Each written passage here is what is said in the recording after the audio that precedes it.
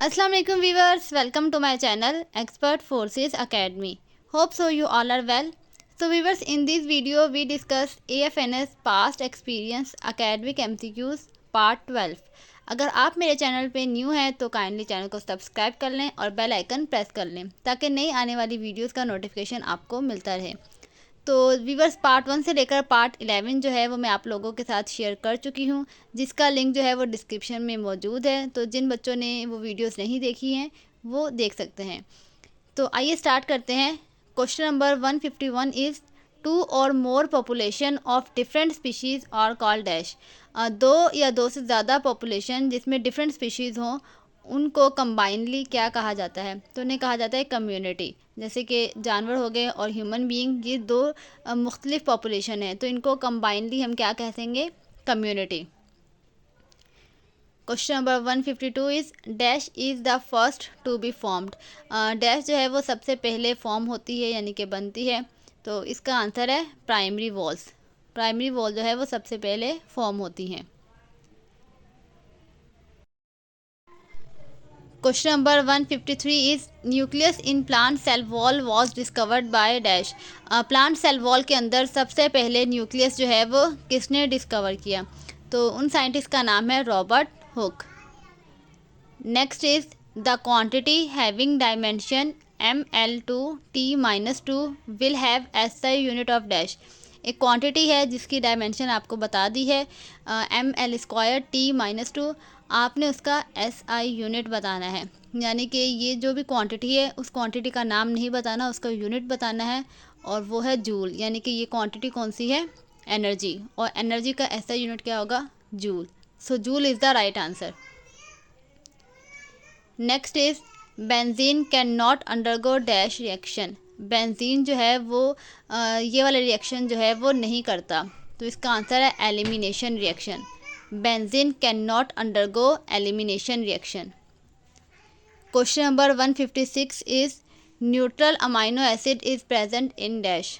Neutral amino acid जो है वो किस में प्रेजेंट होता है?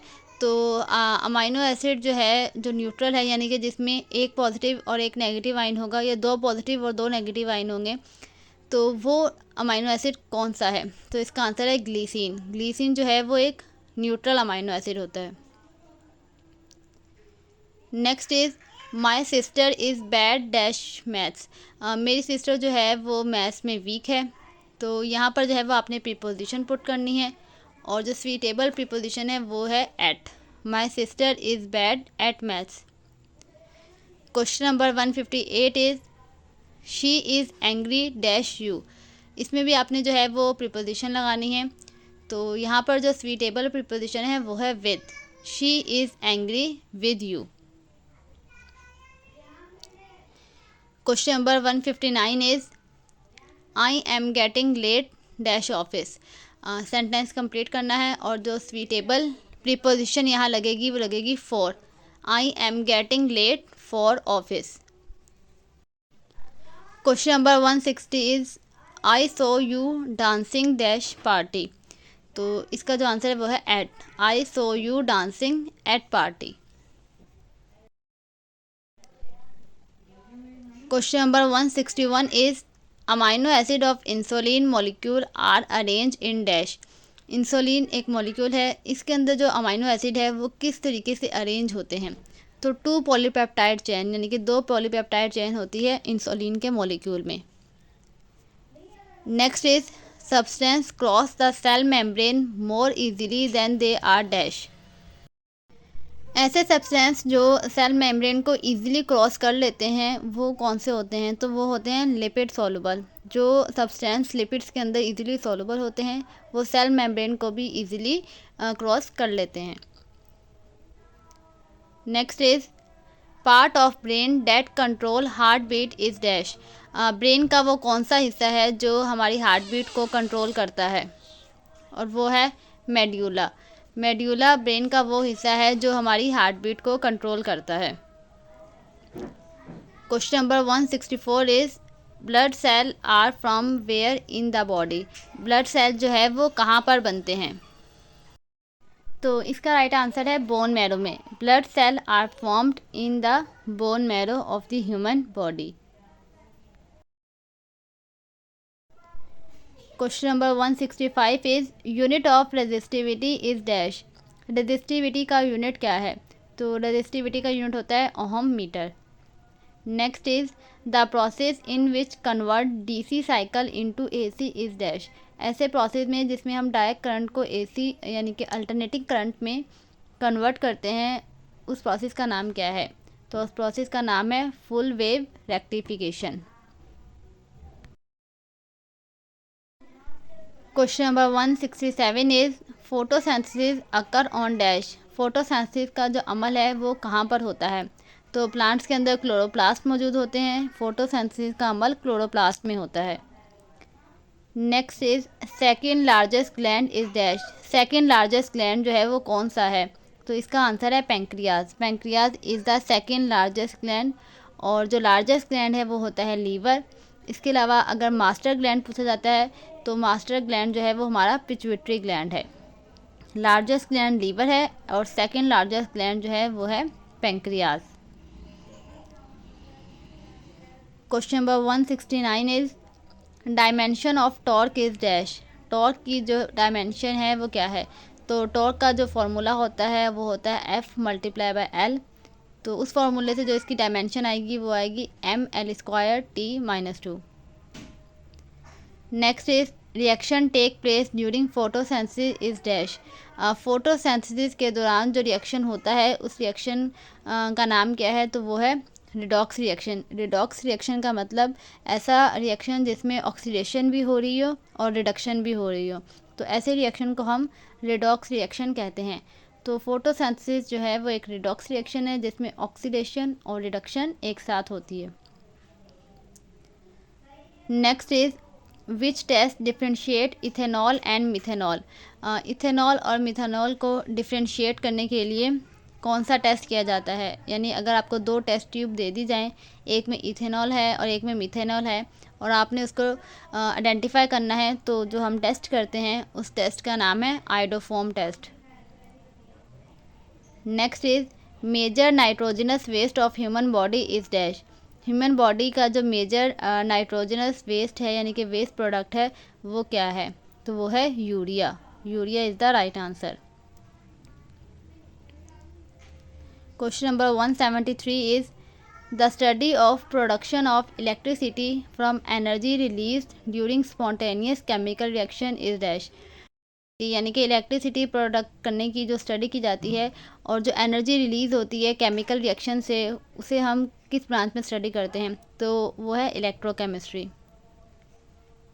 Next is dash convert AC into DC. Dash जो है वो अल्टरनेटिंग करंट को डायरेक्ट करंट में कन्वर्ट कर देता है. तो वो है rectifier. Rectifier is the right answer. Next is ovulation is stimulated by release of dash.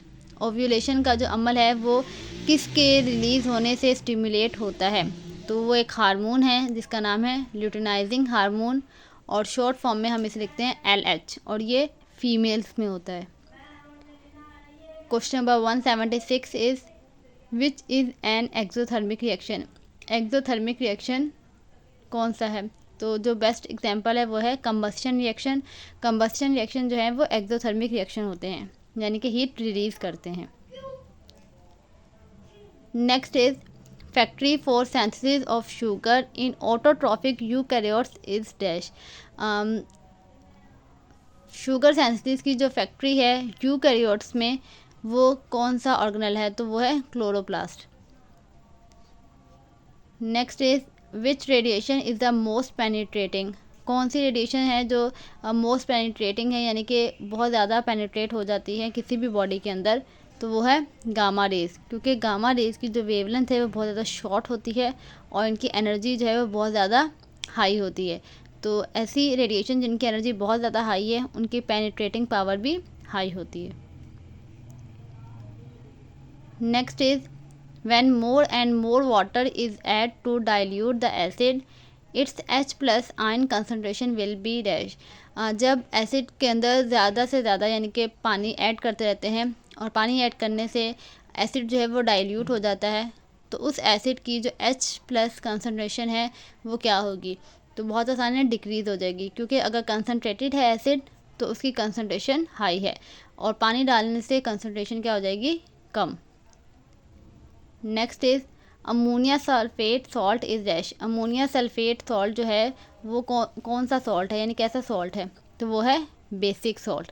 Salt 3 तरह के होते हैं, एसिडिक, बेसिक या फिर neutral. Next is density of ice is more then dash. Ice की डेंसिटी जो है वो डैश से ज़्यादा होती है, तो इसका आंसर है water. Density of ice is more than water. Next is density of water is maximum at dash. पानी की जो डेंसिटी है वो मैक्सिमम है किस टेम्परेचर पे, तो इसका आंसर है 4 डिग्री सेल्सियस पे। 4 डिग्री सेल्सियस पे वाटर की डेंसिटी जो है वो सबसे ज़्यादा होती है, यानी कि मैक्सिमम होती है।